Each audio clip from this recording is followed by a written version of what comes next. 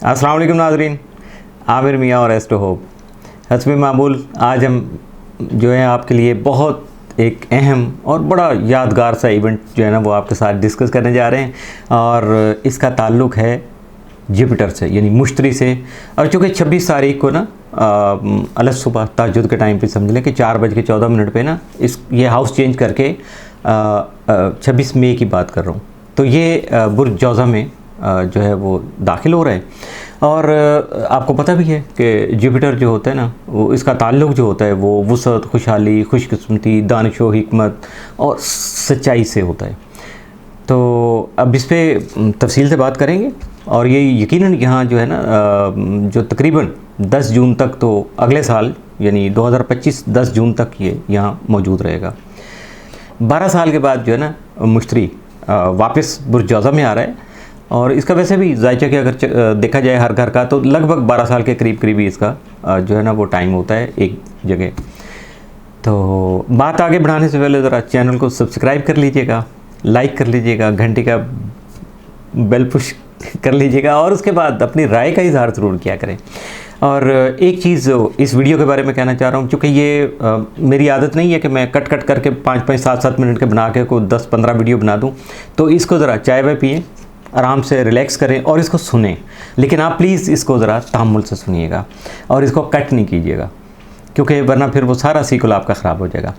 तो जैसे मैं बात कर रहा था कि ये जायचा के तमाम घरों का चक्कर जो है ना लगभग जो है 12 साल में जो है ना वो एक घर से दूसरे घर में शिफ्ट हो जाता है। पिछली बार ये 2012 से 2013 तक जो है ना जमुनाई में था।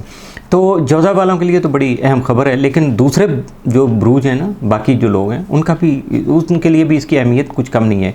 वैसे तो कहते हैं कि मुश्तरी जो जिस घर में जाता है ना उसकी अहमियत में गैर मामूली इजाफा कर देता है।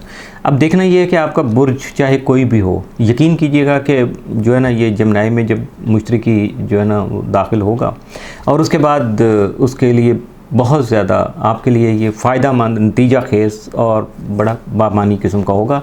लेकिन आपको थोड़ी तवज्जो रखने की ज़रूरत होगी अपने हालात को परखने की कि पैदाइशी जायचे में आप कहाँ थे, क्या थे, ये सारी बातें फिर साथ साथ आप तक पहुँचती चली जाएंगी। अब मुश्तरी को अगर देखा जाए तो इल्म नजूम में जो है इसकी ये बासादत सियारा नहीं है, सात सियारा नहीं है, बल्कि साइंसी एतबार से भी इसकी बहुत ज़्यादा अहमियत है। अगर इसको हम देखें ना, इसका अंदाज़ा इस तरह से भी किया जा सकता है कि निज़ामी शमसी है ना, हमारा सोलर सिस्टम है।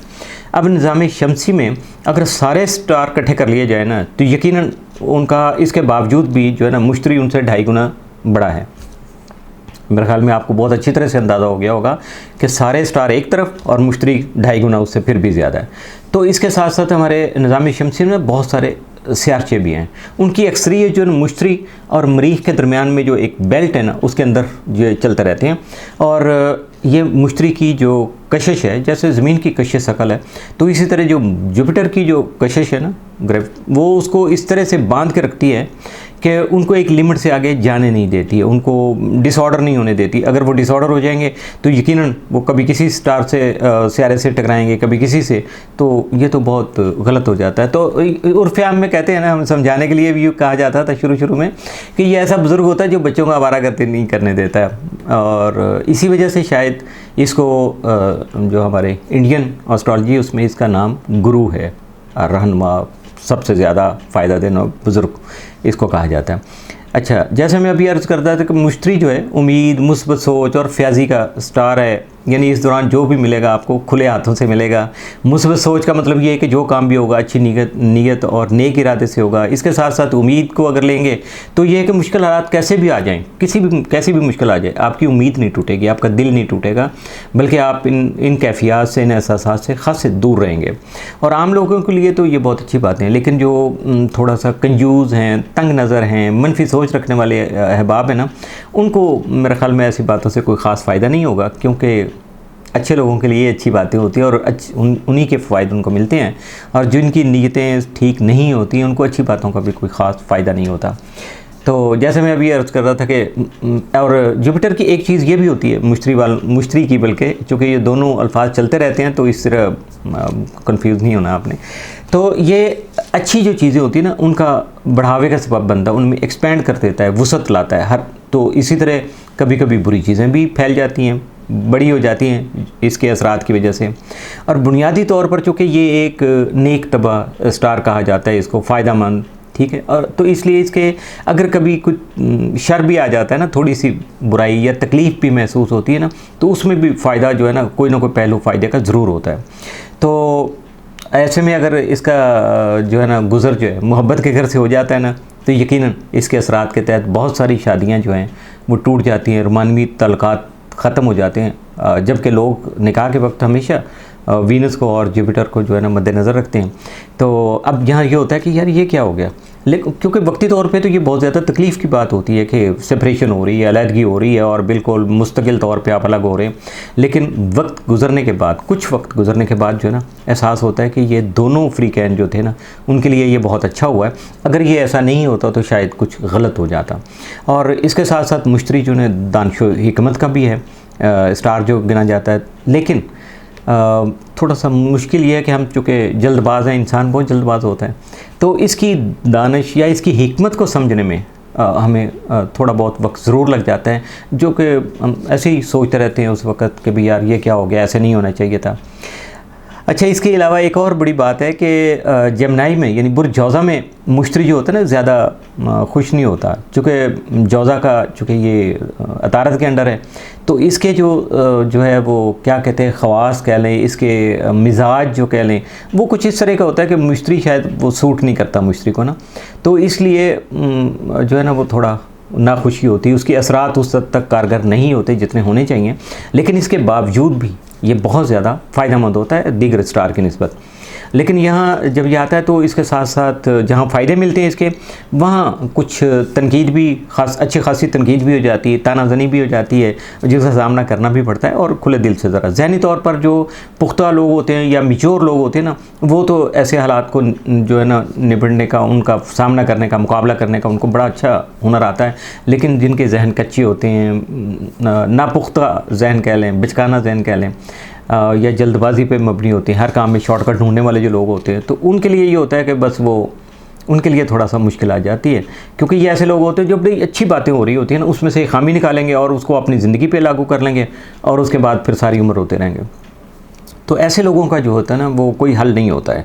उनके लिए सिर्फ यही कहा जा सकता है कि बात भाई मुश्तरी की हो रही है, मुश्तरी तकलीफ़ भी देगा तो बहुत कायदे करीने के साथ और आराम से देगा, और इस तकलीफ़ का एहसास भी आपको उस तकलीफ़ की जो शिद्दत है उसके मुताबिक नहीं होगा।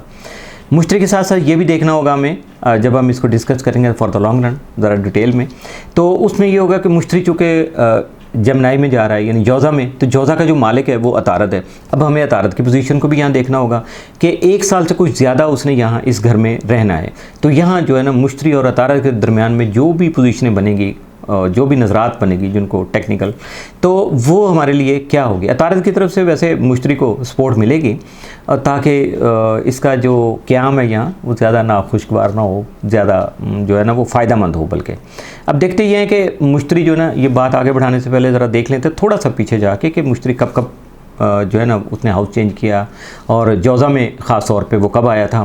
तो कुछ लोग हैं, आप अपने माजी को थोड़ा सा याद कीजिएगा, पीछे जाइएगा कि जौज़ा का जो अभी क्या, ये कल की बात लगती है, 11 साल पहले, ये 11 जून 2012 से लेके ना 25 जून 2013 तक बुर्ज जौज़ा में रहा था। अब देखिएगा उस वक्त हमारे मुल्की, आलमी और आपके ज़ाती हालात क्या थे। और इससे पहले थोड़ा सा पीछे जाएंगे तो फिर ये 30 जून 2000 से 12 जुलाई 2001 तक बुर्ज जौज़ा में रहा था। इससे भी पीछे जाएंगे तो 21 जुलाई 1988 से 1988 से लेकर ना 30 जुलाई 1989 तक जो है ना वो बुर्ज जौज़ा में रहा था। और पाकिस्तान के हालात क्या थे, आपके ज़ाती हालात क्या थे, दुनिया कहाँ चल रही थी, इसको आप बड़ी आसानी से जज कर सकते हैं। ताकि ये जो वक्त आ रहा है इसको आप फिर आपको यकीन ज़्यादा आ जाता है ना कि भाई कैसा है, कैसा सिलसिला चलेगा। तो अब देखना ये है कि उससे आपकी ज़िंदगी किस तरह मुतासर हुई। लेकिन उसके लिए बुनियादी चीज़ ये है कि आपका अपना बुर्ज क्या है, उसको अगर देखेंगे तो आपको बहुत आसानी से समझ आ जाएगी। मैं एक एग्जांपल आपके सामने पेश करता हूँ कि अगर फ़र्ज़ करें आप इक्वेरियस हैं यानी बुर्ज दलों से आपका ताल्लुक़ है, तो जौज़ा जो है, बुर्ज जौज़ा जो है वो आपके ज़ायचे का 5वां घर बनेगा। अब 5वें घर को रवायती तौर पर तख्लीक़ी जौहर, तफरीही सरगर्मियों, इश्क व मोहब्बत और पैदाइश की जो सलाहियतें हैं मर्दों ख़वातीन में जो होती हैं, तो यानी उर्फ़ आम इंग्लिश में तो बड़ा अच्छा लफ्ज़ है फर्टिलिटी का, तो यहाँ थोड़ा सा इसको समझ लीजिएगा, इसकी सलाहियतों से मंसूब किया जाता है। अगर आप जानते हैं कि आपके जायचे में आप जो है ना कौन सा आपका घर जो है जब नया आपका कौन सा घर बनता है, तो इस घर से मुतल्लिक़ा मामलात में आपको बहुत सी मुस्बत बातें जो है ना वो देखने को मिल जाएंगी। मिसाल के तौर पर अगर आपका ताल्लुक़ जो है, मैं मिसालें इसलिए दे रहा हूँ कि आपको ज़रा समझने में आसानी हो जाए। अगर आपका ताल्लुक़ बुर्ज हमल से है तो जौज़ा आपका तीसरा घर होगा, जो कि इल्मी, अदबी, मशागल, अबलाग और इजहार ख्याल से ताल्लुक़ रखता है। मुश्तरी की जो है जो बुर्ज जौज़ा में आमद जो है आपके लिए इन तमाम शोबों में खैर व बरकत का सबब बनेगी।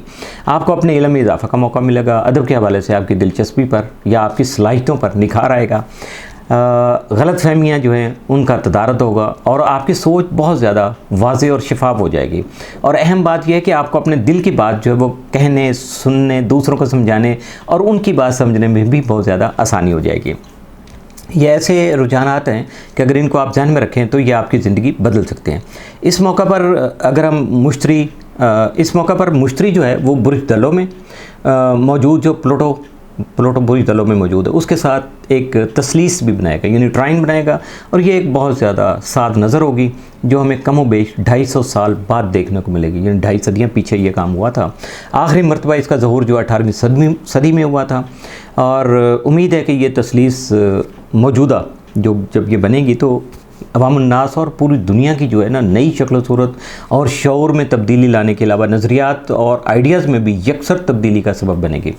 एस्ट्रोलॉजी का एक ख़ास वस्फ़ जो है ना, एक ख़ास खूबी जो है वो ये भी है कि इसमें सियारों के जो अदवार हैं ना, जो पीरियड होते हैं मुख्तलिफ, इसके साइकिल जिनको कहा जाता है, तो वो रिपीट होते रहते हैं, वापस आते रहते हैं। अदवार जो है ना पलटते रहते हैं, एक ख़ास टाइम के बाद सर्कल बनता है। जब हम किसी ख़ास नज़र का इस हवाले से जायज़ा लेंगे ना कि माजी में वो किस वक्त रूनुमा हुई थी और इस वक्त क्या क्या कुछ देखने को मिला था, तो हमें मुस्तकबिल के बारे में बात करना, पेशेंगोई करना या मुस्तकबिल के हालात को समझना बहुत आसान हो जाता है।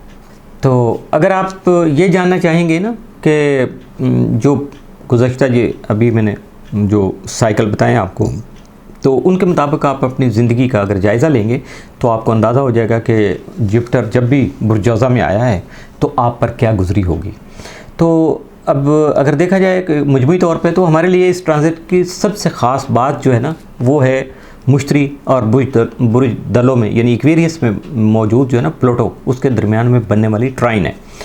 और जैसा मैं अभी जिक्र कर चुका कि ये नज़र जो है ना, या ये ट्राइन जो है ना, ये कम बेश 250 साल पहले 18वीं सदी में रूनुमा हुई थी। अब मैं थोड़ा सा उसको वाज़े कर देता हूँ, उसकी डिटेल आपको बता देता हूँ कि उस सदी के आखिरी चौथाई में होने वाले जो अहम वाक़यात हैं ना 18वीं सदी के, अगर उनका जायज़ा लें तो उस वक़्त चीन में जिद्दत पसंदी और मुआशी इस्तेहकाम के रुझान का आगाज़ हुआ, जिसने आगे चलकर जदीद जो है चाइना जो है ना इस वक्त उसकी बुनियाद रखी। अमेरिका ने अपनी जंग आज़ादी लड़ी और जीती, और तब से लेकर आज तक आलमी सियासत और मईशत में एक अहम किरदार अदा करता चला आया है। फ़्रांस में इनकलाब आया और यूरोप में बादशाहों तक जो भी बादशाह जो थे निज़ाम था उसके ख़िलाफ़ जो है ना मज़ाहमत का एक सिलसिला शुरू हो गया, जो बढ़ता बढ़ता रूस तक पहुंचा और ज़ार शाही जो ज़ार रूस वगैरह थे उनके लिए मौत का परवाना बन गया। मैसूर के जो शेर थे सुल्तान टीपू, उनकी शहादत भी इसी पीरियड में हुई।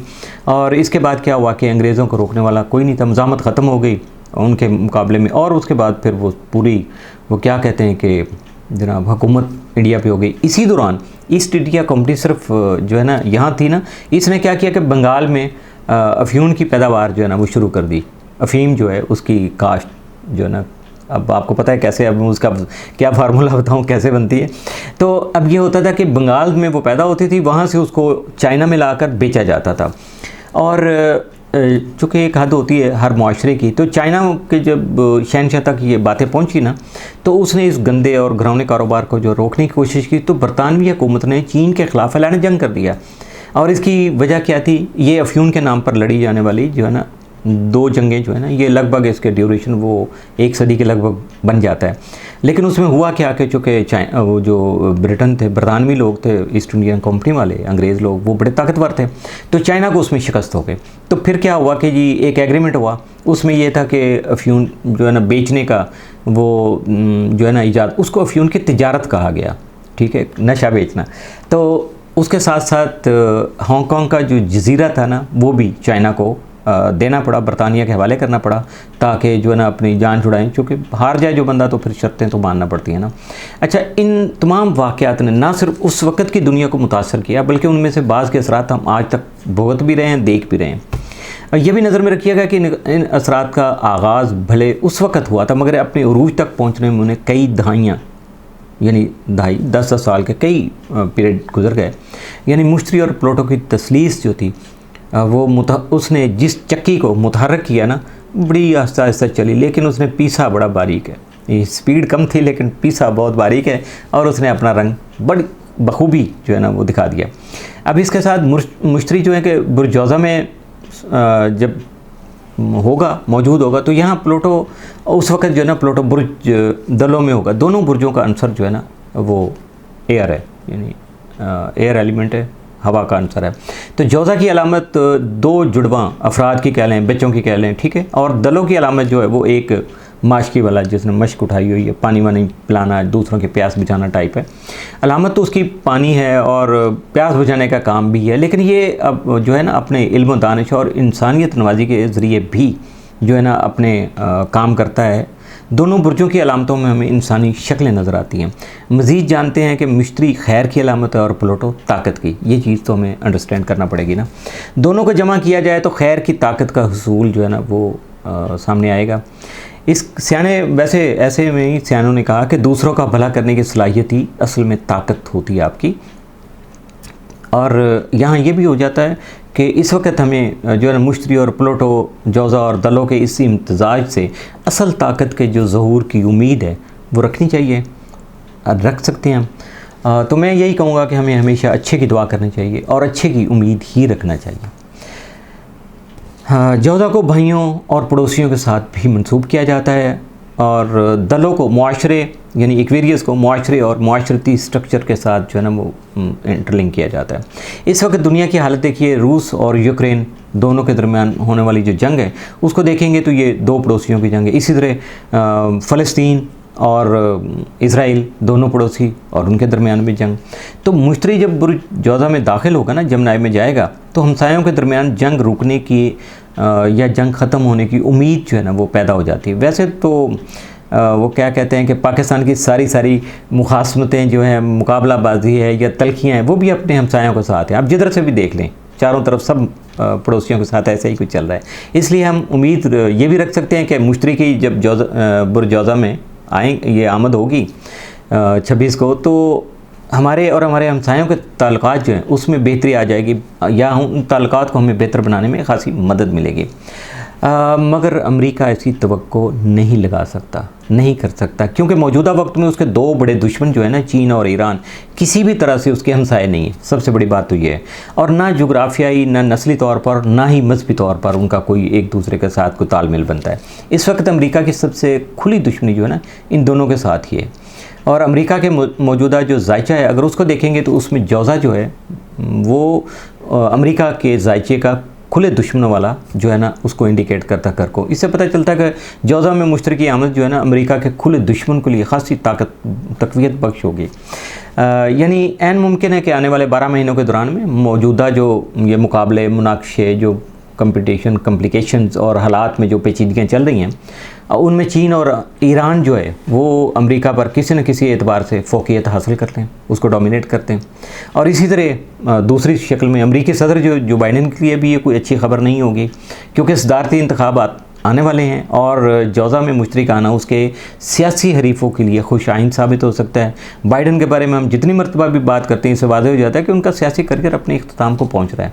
एक 81 ईयर के तो हो चुके हैं और अपने मुल्क के सबसे वो ऊंचे ओहदे पे, इससे ऊपर तो कोई और ओहदा है नहीं कि सदारत में चले गए वो तो। लेकिन उनके जो सबसे ज़्यादा मजबूत हरीफ हैं डोनाल्ड ट्रंप, उनकी उम्र भी 77 ईयर है, और ये साहब जो है ना पहली मरतबा, जो पिछली मरतबा भी सदर बन चुके, सदर रह चुके।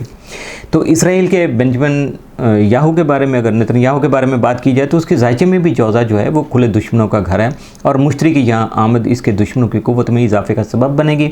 अगर इसराइल की जान इस खूनी भेड़िया से छूट गई ना, तो यकीनन फ़लस्तीनियों की हालत में बेहतरी की कोई ना कोई उम्मीद ज़रूर पैदा हो जाएगी। और अभी की खबरों में आप सुन लीजिएगा कि जैसे उनके अरेस्ट वारंट जो है ना वो जारी हो चुके आलमी अदालत इंसाफ से, और इसी तरह के और बहुत सारे अभी खुलेंगे, केस भी खुलेंगे, बहुत सारी और चीज़ें भी आपके सामने आएंगी। अब अगर अमूमी तौर पर कुछ बात करेंगे तो जौज़ा में मुश्तरी की जो आमद है ना वो आमतौर पर जहनी और इबलागी यानी कम्युनिकेशनल जो स्किल है या मीडिया से रिलेटेड जो चीज़ें हैं दूसरों को बताने की, समझाने की, समझने की, तो उसमें इजाफे का सबब बनती है, क्योंकि बुर्ज जौज़ा जो है इन्हीं खूबियों के साथ मंसूब है। यानी आप बासानी जहनी काम करने के अलावा अपने ख्यालात का इजहार करने में भी आसानी महसूस कर सकते हैं। खुले अल्फाज में, अच्छे अल्फाज में आप अपने ख्यालात का इजहार कर सकेंगे। जहनी काम करने वालों यानी कम्युनिकेशन और मीडिया से ताल्लुक़ रखने वाले जो यानी टीचर हैं, हमारे असातिज़ा जिनको कहते हैं, लिखारी हैं, जो राइटर हैं, और इसके अलावा यूट्यूबर्स हैं, व्लॉगर्स हैं, और सेल्स या मार्केटिंग से ताल्लुक़ रखने वाले जो लोग हैं, उनके लिए ये बहुत अच्छी खबर है और इसके नताइज भी आपको बहुत अच्छे नज़र आएंगे। अब प्लूटो और मुश्तरी की जैसे तसलीस का जिक्र हमने, ट्राइन का जिक्र किया हमने प्लूटो और जुपिटर की, तो याद रखने वाली इसमें एक असल नुक्ता ये भी है कि उस वक्त जो है ना प्लूटो वो रुजत का शिकार है, यानी इस वक्त जो है ना वो उल्टी चाल जिसको कहा जाता है चल रहा है, और ये इस वक्त कैप्रिकॉन यानी बुर्ज जद्दी की जानब बढ़ रहा है। इसके अलावा मुश्तरी जो है वो बुर्ज हमल में मौजूद नॉर्थ नोड और लिब्रा में यानी मीज़ान में मौजूद साउथ नोड के दरमियान भी नज़रात का तबादला हो रहा है, तीनों के दरमियान में। ठीक है, ये तस्दीस बन रही है, तो ये 9 जुलाई को अपने उरूज को पहुंची नज़र आ रही है। याद रखिएगा कि इसराइल और हमास के दरमियान में जो जंग का आगाज़ जो है ना वो हुआ था ना, उस वक़्त बुर्ज मीज़ान में ग्रहण लग चुका था, और अब मीज़ान में मौजूद साउथ नोड और मुश्तरी की तस्दीस इस जंग में एक नया मोड़ जो है ना वो ला सकती हैं। इसके अलावा इस तस्दीस के उरूज के वक्त यानी 9 जुलाई को अतारत जो है ना बुर्ज असद में होगा, लियो में होगा मरकरी जो है। तो जैसा कि जिक्र कर रहा हूँ मैं कि इन दिनों में अतारत और मुश्तरी का ताल्लुक जो है ना वो बहुत अहम साबित होगा, क्योंकि मुश्तरी अतारत के घर में मौजूद होगा। यानी जब किसी के घर में होते तो डेफिनेट उसके असरात को भी देखा जाता है कि मालिक कैसे मिजाज का है, किस तरह का है, तो फिर उन चीज़ों को इकट्ठा करके मेहमान और मालिक दोनों के खासियतें इकट्ठी होंगी ना तो अच्छा रिज़ल्ट निकल आता है। तो 8 जुलाई को बनने वाली जो इस तस्दीस है ना वो बहुत ज़्यादा अहम है, 7 नज़रात को जो है ना वो जन्म देगी। अतारत जो है ना यानी कोई अच्छा काम जो है ना उसको मुकम्मल करने में ना मुश्तरी की मदद करेगा, और ये अच्छा काम मुज़ाकरात, सौदेबाजी और मुआहदे भी हो सकते हैं। इस वक्त अतारत जो है ना बुर्ज असद में होगा, जैसे अभी मैंने बताया आपको, तो ये हुक्मरानों या लीडरों के दरमियान किसी मुआहदे के लिए भी साजगार हालात पैदा कर रहा है। अब इसको आप पाकिस्तान के बारे में इम्प्लीमेंट कर लें, चूँकि ये जर्नल था, इसके असरात और दुनिया के बारे में था, तो मैं कोशिश करूँगा कि पाकिस्तान के बारे में स्पेशल एक वीडियो करके आप तक पहुँचाई जाए कि पिछले अदवार में इसने क्या किया, यहाँ जब बुर्ज जौज़ा में आया तो इस वक्त ये क्या मुमकिन हो सकता है, तो ये सारी चीज़ें आप तक पहुँचेंगी। तो अतारत और मुश्तरी की तस्दीस जो है वो फ़लस्तीन यानी गज़ा और इज़राइल के दरमियान में भी किसी नए और मुस्बत जो है ना मुआहदे का सबब बन सकती है। 14 अगस्त को मुश्तरी और मरीख़ का करान होगा, ये भी एक नहायत अहम नज़र है, क्योंकि दोनों सियारे अपनी अपनी जगह बहुत ज़्यादा ताकतवर हैं। इनकी तवानाइयों का जो इम्तज़ाज है ना, मिलाप है, इकट्ठ है, वो बड़ा धमाका खेज साबित हो सकता है। चूँकि मुश्तरी का काम है छोटी चीज़ों को बढ़ा चढ़ा देना, और मरीख अगर साथ शामिल हो जाए तो ये काम जो है ना वो आराम से फिर नहीं होता, ये एक धमाके की शक्ल में आता है सामने, यानी अचानक इस तरह जैसे ब्लास्टिंग होती है। तो अगर आपको याद हो तो चंद साल पहले लबनान की बंदरगाह में भी एक बहुत बड़ा धमाका हुआ था और बहुत ज़्यादा तबाही उससे मच गई थी, बहुत ज़्यादा तबाही आई थी।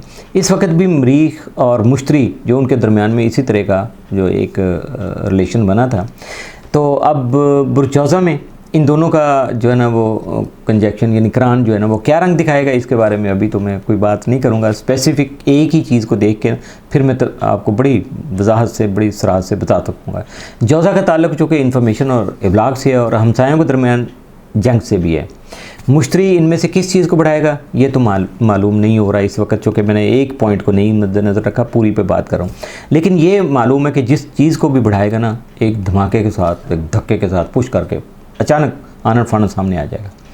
तो इसके साथ मुश्तरी का तल्लुक़ देखा जाए अगर, तो तजारत और कारोबारी सरगर्मियों से भी है। इसलिए अगस्त में हमें इस शोबे में कोई बड़ी खबर सुनने को मिल सकती है।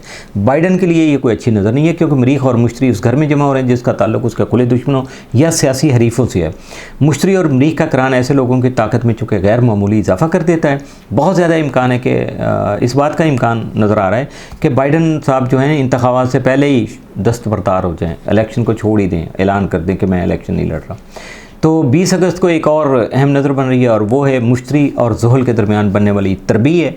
ये जो स्केयर बन रहा है, इसका मतलब ये है कि मुश्तरी जो भी काम मुकम्मल करने की कोशिश करेगा, ज़ुहल जो उसकी राह में रोड़े अटकाएगा, रुकावट का सबब बनेगा। और ये तरबीज जो है मुश्तरी और मरीख के करान के फ़ौरन बाद वजूद में आएगी। आलमी मामलात के लिए तो ये यकीनन कोई अच्छी खबर नहीं होगी। मुआशी सूरत हाल अबतर हो सकती है, आलमी स्टॉक मार्केटें बुहरान की जद में आ सकती हैं। इस वक्त जो है ना ज़ुहल बुर्ज हौत में होगा और शायद रुजत में भी होगा, इसलिए कारोबारी हालात पर इस तरबी का कोई अच्छा असर नहीं पड़ेगा। यह दौर 25 दिसंबर को भी रिपीट होगा, यानी दोबारा से ये दौर जो है इसके असरात आपके सामने आ सकते हैं, क्योंकि मुश्तरी जो है रुजत का शिकार होकर इसी डिग्री पर वापस आ जाएगा और एक बार फिर ज़ुहल के साथ तरबीब बनाएगा, और उस वक्त ये मामला जो है ना ज़रा गड़बड़ हो जाएंगे। अगर मैं बाकी इवेंट को देखूं तो 15 सितंबर को जो 5वीं 4 में इवेंट आपसे पहले डिस्कस कर रहे हैं, ये 5वां इवेंट है।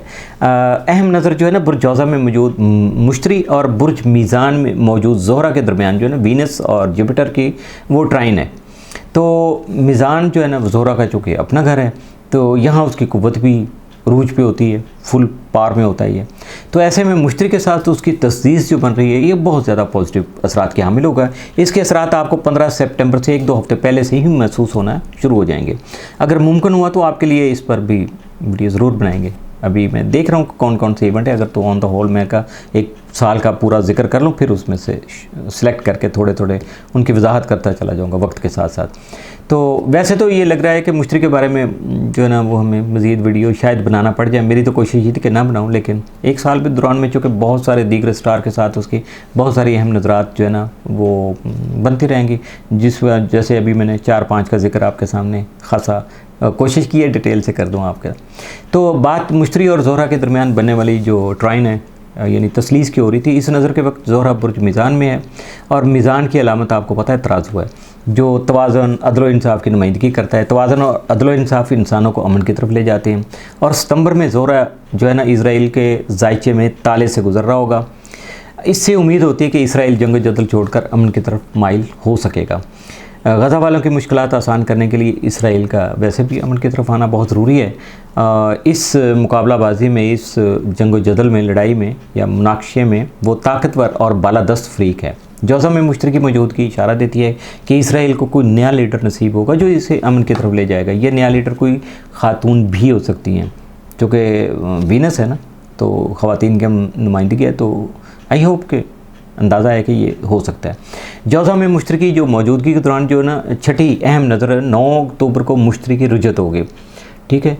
तो जो 4 फरवरी 2025 तक जारी रहेगी ये रुजत जो है उसकी, अक्टूबर में शुरू होगी, तो उसके बाद आप देख लीजिए लगभग 4-4.5 महीने की। तो रुजत के दौरान मुश्तरी चूँकि उल्टी चाल चलता हुआ इन तमाम मकामात से गुजरेगा जहाँ वो गुज़श्ता नज़रात के जो पहले जो उसकी जो भी पोजीशनें बन चुकी, तो उन पॉइंटों से दोबारा से गुजरेगा, और उसके जो असरात पहले मुरतब हुए तो उन असरात को या रुझानात को वो खासा मुस्तहकम कर देगा। और अगर कोई जगह खाली रह भी गई हो ना, कोई खाना खाली फ़र्ज़ कर रह गया, उसकी मौजूदगी वहाँ नहीं हुई है, तो उसके जो है ना असरात को भी वो मजबूत करेगा, शिद्दत इख्तियार हो जाए उसमें आ जाएगी। अब तक की जो की गई जितनी भी बातें उनको दोबारा से अगर आप रिपीट कर लेंगे, जहन में दोहरा लेंगे ना, तो आपको हालात को समझना बहुत आसान हो जाएगा। तो इसी दौरान कैरोन नामी जो सियारचा है ना, उसके साथ भी जुपिटर की जो है ना वो तस्दीस बनेगी, ठीक है, सेक्सटाइल बनेगी। तो कैरोन के बारे में कहा जाता है कि ये पुराने ज़ख्मों को पहले हरा करता है, फिर इन्हें मुंदमिल करता है। अब देखते हैं कि इस बार ये कौन से दर्द पहले जगाएगा और फिर उसका दरमा क्या करेगा, उसका इलाज क्या करेगा, किस तरह से उसको बैलेंस करेगा। तो रुजत के दौरान मुश्तरी जो है बुर्ज मीज़ान में मौजूद अतारद और सूरज के साथ भी तसलीस बनाएगा, ट्राइन होगी। इस नज़र के तहत एक दफ़ा फिर अमन कायम करने की कोशिशें जो हैं उनको तहरीक मिलेगी, उनमें थोड़ा सा पुश आएगा। और अभी तक मैंने जितनी बार भी अमन की जो कोशिशों का जिक्र किया और जितनी नज़रात उसकी तरफ इशारा कर रही हैं, तो उनसे पता चलता है कि बिलाखिर आलमी सतह पर भी गज़ा में अमन की बहाली के लिए संजीदा कोशिशें शुरू हो जाएंगी।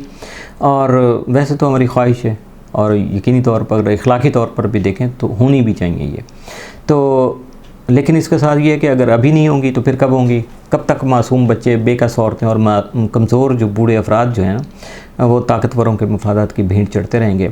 और ये कोशिशें सूडान, हेटी, एल सल्वाडोर और इन तमाम फ्लैश पॉइंट्स के लिए होनी चाहिए जहाँ बड़ों की संगदिली और ख़ुदगर्जी छोटों को कुचल रही है। और ये मुल्कों की बात भी है और अफराद की बात भी इसी तरह से है।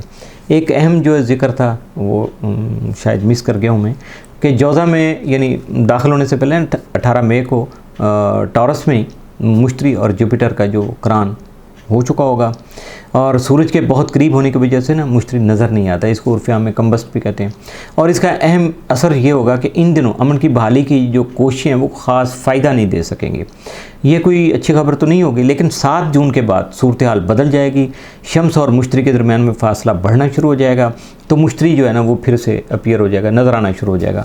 तो यकीनन उसके असरात भी फिर नुमायाँ होना शुरू हो जाएंगे। उसके पॉजिटिव जो असरात हैं वो 7 जून के बाद ग्रेजुअली जैसे जैसे दिन आगे बढ़ेंगे उसके असरात बेहतर से बेहतर होते नज़र भी आएंगे, महसूस भी होंगे। तो ये तो एक जनरल ओवरव्यू था जो मैंने स्टार्स की जो डिस्कशन थी वो आप तक पहुंचा दी। तो पाकिस्तान के बारे में भी इंशाल्लाह कोशिश करूंगा कि मैं कोई अच्छी अच्छी बातें जो हैं मुश्तरी के असरात की वो आप तक पहुंचा दूँ, ताकि आपको अपना जो है ना वो एक सोच उसको बैलेंस करने में ज़रा आसानी हो जाएगी कि आप प्लानिंग कर सकेंगे अपने अगले सालों की, आने वाले वक्त की, और उसके मुताबिक यकीनन आपको अच्छे नताइज फिर मिल सकेंगे। इसके साथ ही आज की वीडियो जो है ना उसका इख्तिताम हुआ। इजाज़त चाहूँगा और अगली वीडियो के लिए आप ज़रा जुड़े रहिएगा, अपनी राय का इजहार कीजिएगा कि आपको ये वीडियो कैसी लगी। उस वक्त तक के लिए अल्लाह हाफ़िज़।